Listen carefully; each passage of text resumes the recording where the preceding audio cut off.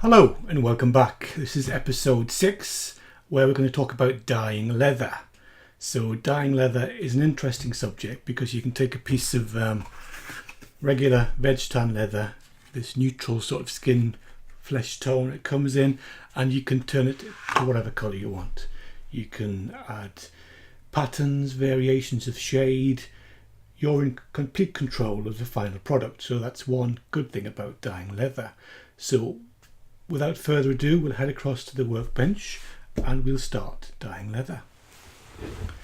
So what do we need to dye leather? First and foremost, dye obviously dyes things, including you and your work area. So it's important to protect both your hands and your workbench from the dye itself. So first thing we do is we put some sort of covering over your workbench. Personally, I use a roll of just craft paper, which I just roll out, and that gives me a disposable surface. Once this gets a bit too tatty, just tear it off and pull out a new piece. So you can use waterproof fabrics, cloths, whatever you fancy, but this does the job for me and I'm very happy with it. So as I've said, dyeing leather dyes not just leather but everything else, so wear some gloves. I recommend just disposable vinyl gloves, but you can wear kitchen gloves, whatever you want, as long as they're waterproof and they protect you from the dye. So let's just stick these on and we'll get started.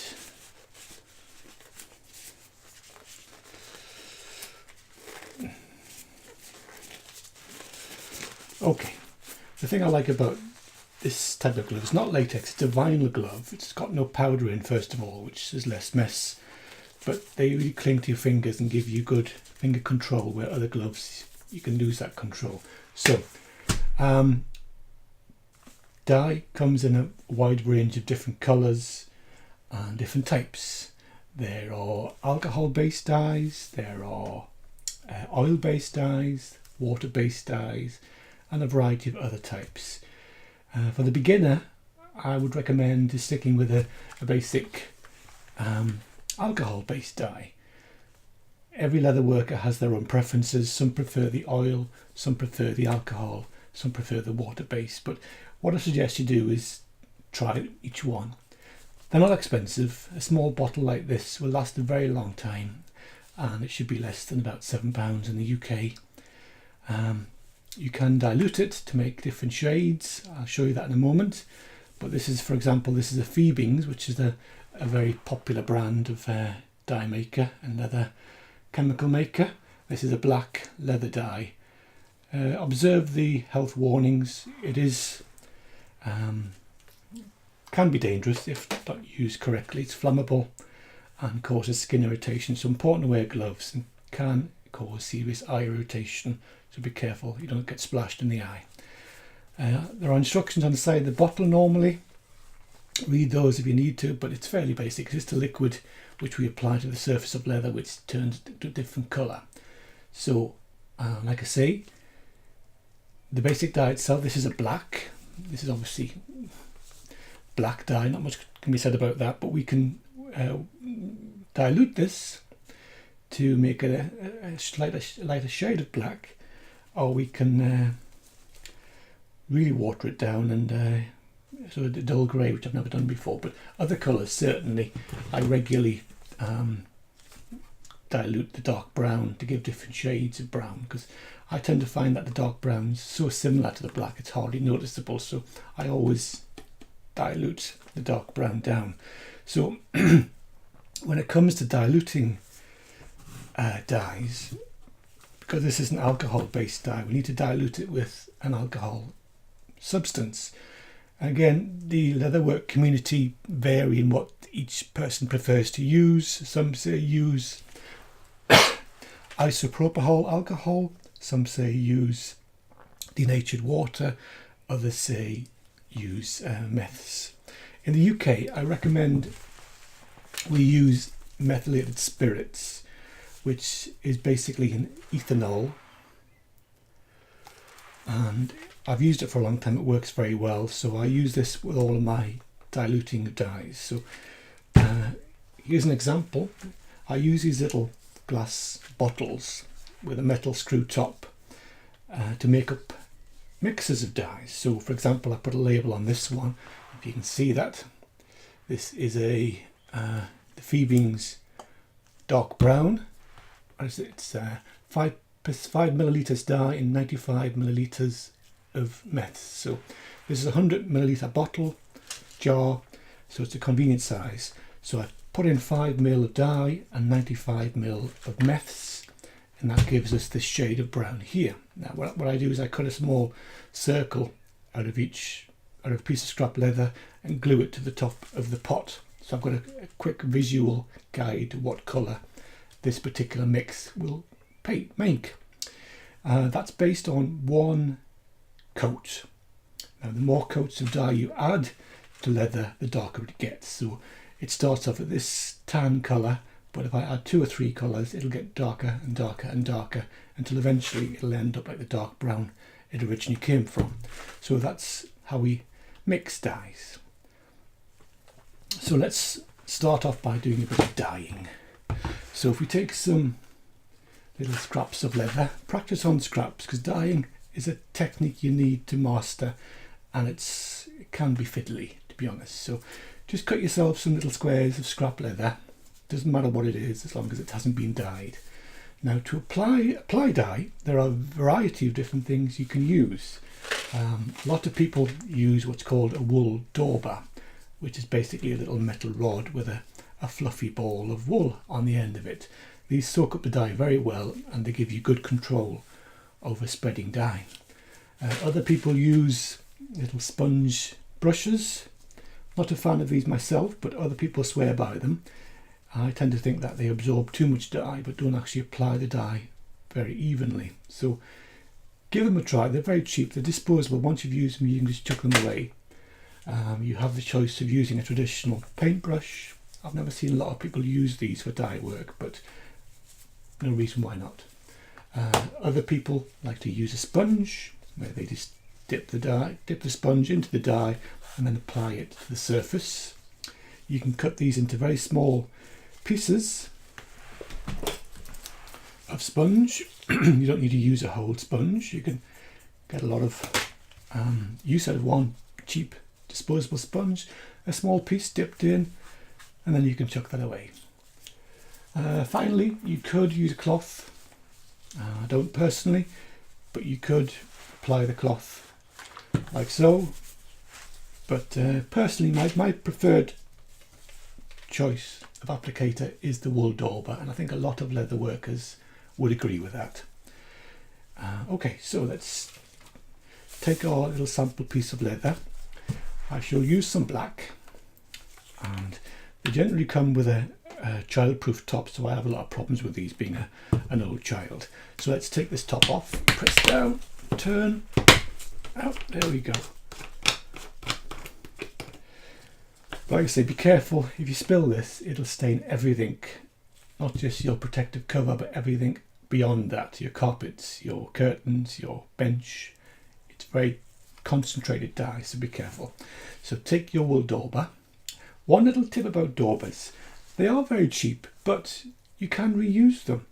What I do is, once I've used it, I put it into one of these long polythene self-seal bags, and that keeps it airtight and keeps the head from drying out. I just write at the top of the bag which dye it is, and then I can reuse that dauber 10 or more times, so it saves a bit on rebuying new dauber every time. But we're using a fresh one for this demonstration, so we'll just dip it into the dye and just wipe off the excess on the edge. Just twist the dauber, get as much of the excess liquid off as you can. And then there are two methods using a dauber.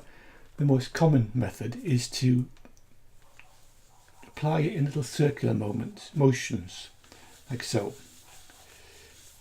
And that gives you a fairly even coverage without any streaks. So there we go, that's our first piece of leather dyed. As you can see, it's evaporating very quickly. In fact, it's almost completely dry now. So you don't need to wait very long between coats with alcohol-based dyes. So we'll do a second coat. This time we'll use straight sweeping motion, which gives you another way of applying the dye. But you can just watch on the camera how quickly that actually evaporates. And as soon as that surface looks dry, you can apply another coat. In fact, there it is. That's basically dry. So that's 2 coats. Like I say, the more you apply, the darker it will become. Black is obviously black generally, so you're not going to get much darker than black. But we'll do a 3rd coat just as an example. There we go. So that's how we apply dye to leather. If you want to have a bit more of a texture colour rather than just a flat matte colour like we have with a black, we use a slightly different method. So let's just put this black away, and let's take, for example, my little made up mix. Give it a little bit of a stir. Let's take a new piece of leather, and I'll find the correct dauber, wool dauber.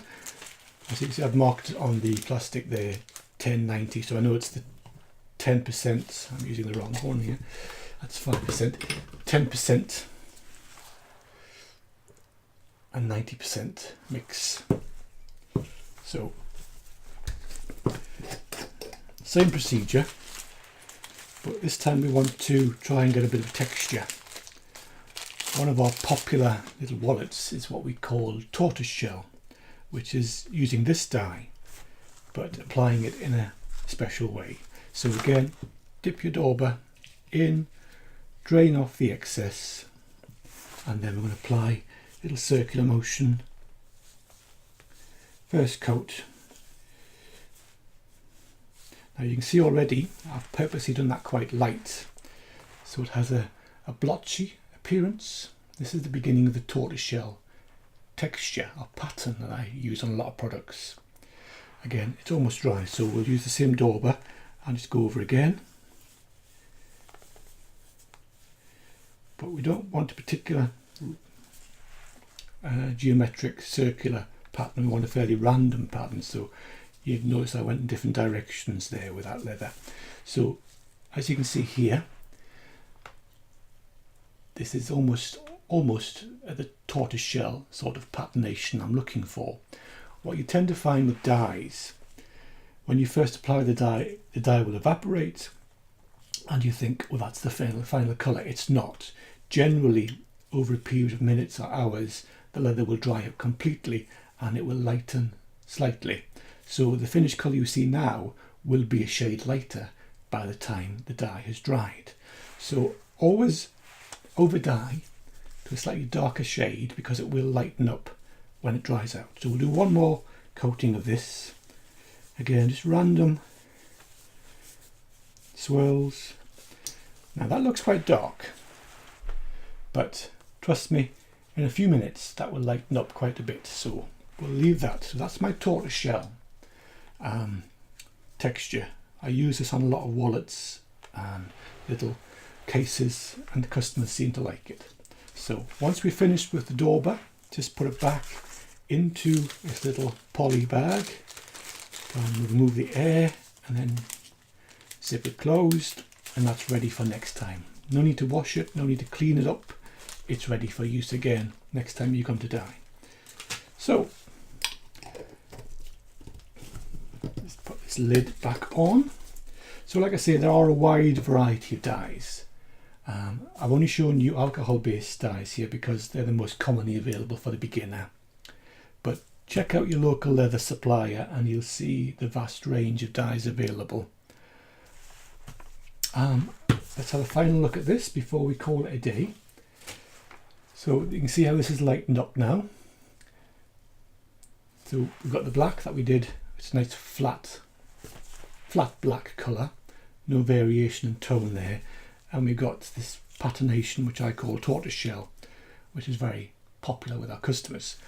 One final thing, even though it's dry, there is a residue of dye left on the surface of the leather, which if you touch with your hands will smudge So just take a rag and just wipe over each of the leathers you've dyed, and you'll actually see the leather start to shine. So you're taking off the residue, and like I say, the leather will actually start to buff up to its final shine. But don't bother buffing it too much at this stage. We'll do a final polish when you've actually finished your item. So again, a clean piece of cloth, just rub over the surface until it starts to shine, and then you know you've taken off the excess.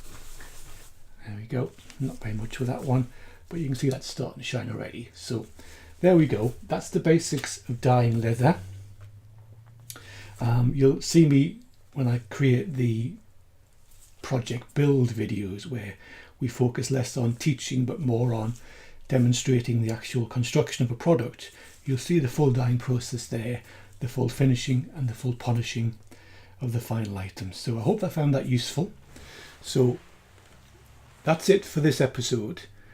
The next episode, I believe, is edge finishing, where we look at finishing the edges of leather, dyeing them, treating them, and getting them ready for burnishing. So until then, thanks for watching, but don't forget, please click the like button, and if you enjoy what you've seen so far and want to see more, click the subscribe button, which is, where is it? I can never find this thing, you know, it's here, it's down that corner there. Please click the subscribe button, and don't forget to click the bell icon. That means you'll be notified when our next video is released, and you'll qualify for the free patterns that we provide. So until next time, thanks for watching, and we'll see you then.